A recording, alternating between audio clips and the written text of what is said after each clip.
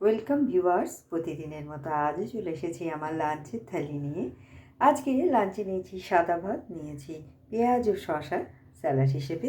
প্রথম পাতে খাওয়ার জন্য নিয়েছি কাচ্চি মাছের চচ্চড়ি, যেটা আমি আলু, বেগুন ও ধনেপাতা দিয়ে রান্না করেছি। প্রথমে মাছগুলো নুন মাখিয়ে তেলে ভেজে তুলে নিয়ে ওই তেলের মধ্যেই কালো জিরে, কাঁচা লঙ্কা ফোড়ন দিয়ে সরু সরু টুকরো করে কাটা আলু, পেঁয়াজ একটু নাড়াচাড়া করে ওর মধ্যে সরু টুকরো করে কাটা বেগুন, আদা জিরে লঙ্কা বাটা দিয়ে আমি এটা তৈরি করেছি। আর নামানোর সময় ভেজে রাখা মাছ আর ধনেপাতা কুচি দিয়েছি। তারপরে নিয়েছি চিকেন কারি।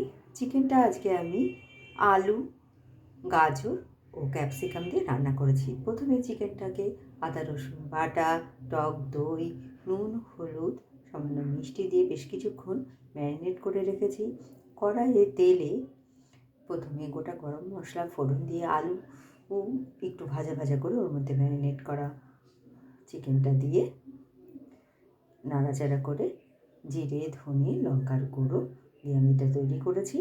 আর নামানোর একটু আগে আমি বড় বড় টুকরো করে কাটা গাজর ও ক্যাপসিকাম দিয়ে দিয়েছি। আর নামানোর সময় একটু গরম মশলার গুঁড়ো আমি এতে দিয়েছি। আর শেষ পাতে খাওয়ার জন্য নিয়েছি কুল ও টমেটোর চাটনি। এটা আমি 5 ফোড়ন দিয়ে রান্না করেছি।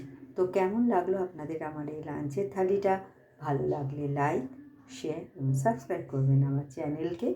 Thank you for watching.